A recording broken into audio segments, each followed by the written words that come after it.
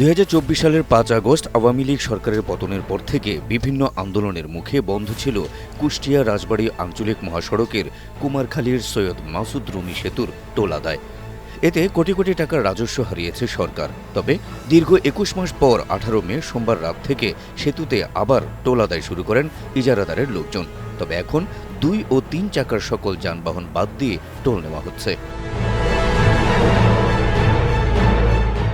আদায়কারীদের ভাষ্য, টোল বন্ধের দাবিতে ২০২৪ সালের ৫ আগস্টের পর থেকে এলাকাবাসী কয়েক দফা আন্দোলন সংগ্রাম করেছেন, প্রশাসনের কাছে স্মারকলিপিও দিয়েছেন। তাই তাদের দাবিকে সম্মতি জানিয়ে ২-৩ চাকা বাদ দিয়ে টোল আদায় চলছে, এতে কারো অসুবিধা নেই।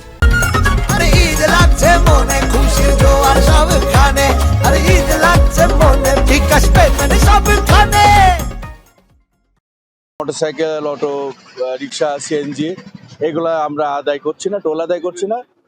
জনগণের জন্য আমরা এটা ছেড়ে দিয়েছি। তবে সরকার যে রেভিনিউ আদায় এখান থেকে করছে সেটার জন্য আমরা এই এলাকার বাসীকে বলতে চাই যে আপনারা সহযোগিতা করুন।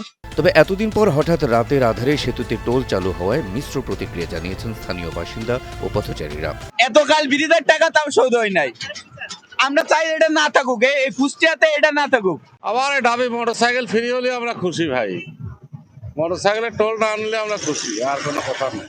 আমরা কি চাই? আমরা টোল বাতিল করতে চাই, টোল চালু থাকা এটা আমরা চাই না। টোল আমরা মূলত বন্ধ করতে চাইছিলাম থ্রি হুইলার গাড়িগুলো যাতে টোল না হয়, সেই জন্য বন্ধ করতে চাইছিলাম। কিন্তু শেষে দেখলাম আসলে থ্রি হুইলার গাড়িগুলো আর টোল নিচ্ছে না।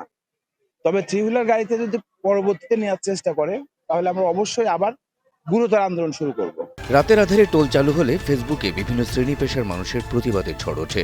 টোলকে অবৈধ দাবি করে সেতুর টোল প্লাজা ঘেরাও কর্মসূচির ডাক দেয় বৈষম্য বিরোধী ছাত্র আন্দোলন কমিটি ও এনসিপি। দেখেন, ৫ই আগস্টের পরবর্তী সময় থেকেই আমরা আন্দোলন সংগ্রামের মধ্য দিয়েই টোল স্থায়ী বন্ধের জন্য আমরা আন্দোলন করছি। কিন্তু কিছু কুচক্র মহল তাদের স্বার্থ হাসিলের জন্য এবং অর্থের লোভে তারা বারবার আন্দোলনের নামে জনগণের সঙ্গে প্রতারণা করছে এবং তারা তাদের আন্দোলন বন্ধের পক্ষে এসে তারা বলছে যে ৩ চাকা পর্যন্ত মওকুফ রেখে বা অফ রেখে বাকি থেকে টাকা তোলা হোক। কিন্তু আমরা প্রথম থেকে আমাদের যে দাবি এখনো সেই দাবি, আমরা পুরোটা টোল বন্ধ চাই এবং স্থায়ীভাবে আমরা এই উদ্দেশ্যে এখন পর্যন্ত কাজ করতেছি। এই ব্রিজ যে নির্মাণ ব্যয় তার মানে কয়েক গুণ পরিমাণ টাকা উঠে দেওয়ার পরেও এই টোলটা আবার চালু করার যে পায়তারা করতেছে। টোল ইজারা হওয়ার পরে আমরা আন্দোলনের মুখে সেটা অনির্দিষ্টকালের জন্য বন্ধ করি। আবার কে কিভাবে প্রশাসনের ছত্রছায়ায় না কিভাবে কোন অদৃশ্য শক্তির বলে রাতের অন্ধকারে সেই টোল গত রাত্রে চালু হয়েছে। আমরা জানেন যে গতকালকে আমরা সেখানে মানববন্ধন বিক্ষোভ কর্মসূচি দিয়েছি ছাত্র জনতার ব্যানারে।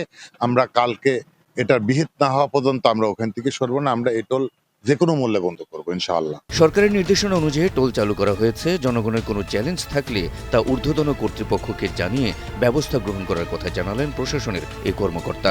টোলটা তো হচ্ছে যে চালু করা হয়েছে, আপনি মনে রাখবেন যে রোডস অ্যান্ড হাইওয়েজের মাধ্যমে তারা এটাকে টেন্ডারিং করছে। তো আমরা লোকালি ইউনো সাহেবকে বলেছি যে আপনি দেখেন যে সরকারের যে সিদ্ধান্ত সেটা তো মানতে হবে। আরেকটা মনে রাখবেন হচ্ছে যে এই টোলের টাকা আপনার জন্য খরচ হয়। সরকার যে বিভিন্ন জায়গায় আপনার যে এটাকে বলে রাজস্ব আদায় করে, এটাই কিন্তু আপনার কাছেই যায় আর কি।